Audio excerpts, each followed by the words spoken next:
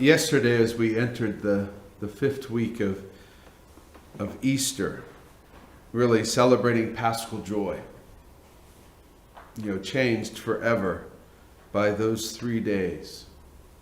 Those 3 days of the Paschal Triduum. This morning, as I got up, getting ready, praying office of readings, I read in St. Gregory of Nyssa's, part of his sermon that's in the office of readings, the reign of life has begun, the tyranny of death is ended.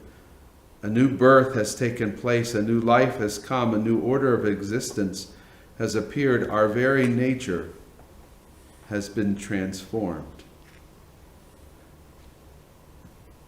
As I read that, and thinking about the fifth week of Easter, maybe it's time to take a little stock of where we are. If you think back to our 40 days of Lent that seemed so long ago, think about halfway through Lent when we celebrate Laetare Sunday or Praise Sunday. Praising God, not so much that we're halfway through Lent and we're halfway to getting back what we gave up, if you will, but halfway through the desert to new life. You and I have worked hard during those 40 days. Well, hopefully we worked hard during those 40 days to be transformed. And now, 4 weeks later, beginning the fifth week of Easter, I think it's good to take stock.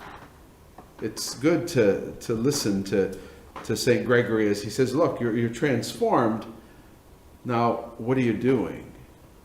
You see, when we say yes to Jesus, and that's what we celebrate during these days, as we listen to the early church, Paul and Barnabas and the Acts of the Apostles, we listen as Jesus teaches his disciples about owning his commandments, really taking his commandments and making them our own.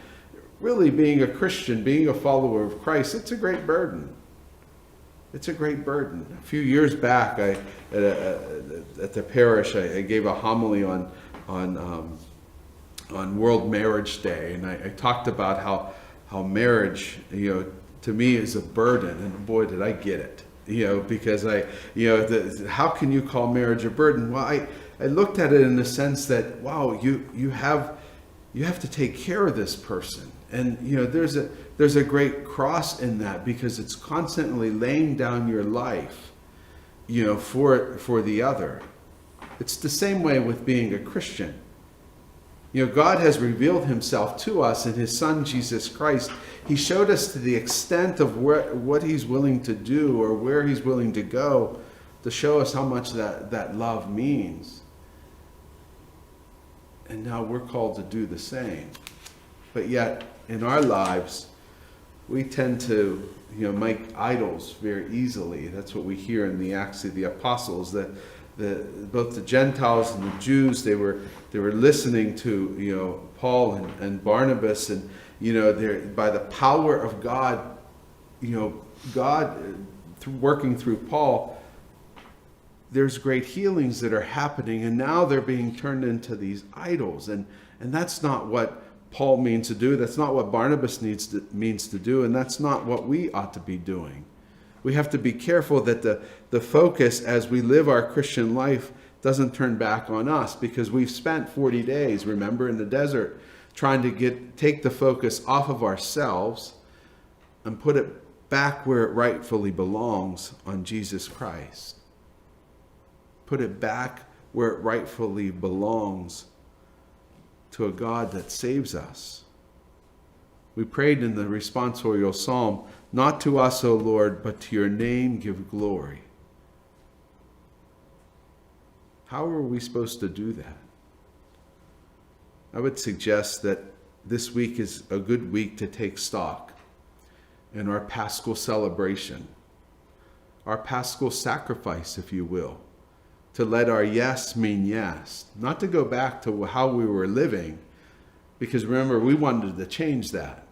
On that Fat Tuesday, as we celebrated, in our own ways, maybe with pancakes or chocolate or what have you, ready to lay down our life on Ash Wednesday, we wanted to make a change for the good, for keeps, to finally give our heart to Jesus. And now we find ourselves, 50, 40, 70 days later. Where are we? Are we turning back to our old ways? Are we really truly focusing on the new life that Gregory preaches? On the new life that Paul and Barnabas promise? On the new life that Jesus hands to us freely? If we think about our lives as a Christian, it may sometimes seem to be a burden, constantly upholding those commandments. But it's a burden of great joy. Like marriage, like being a daughter or son of God. We have, a couple of weeks until Pentecost. 90 days after we first started this journey together on Ash Wednesday. We have a few more weeks to learn, to understand, but even more, to stand up straight on our feet, the feet that are Jesus Christ. St. Gregory of Nyssa says, the reign of life has begun.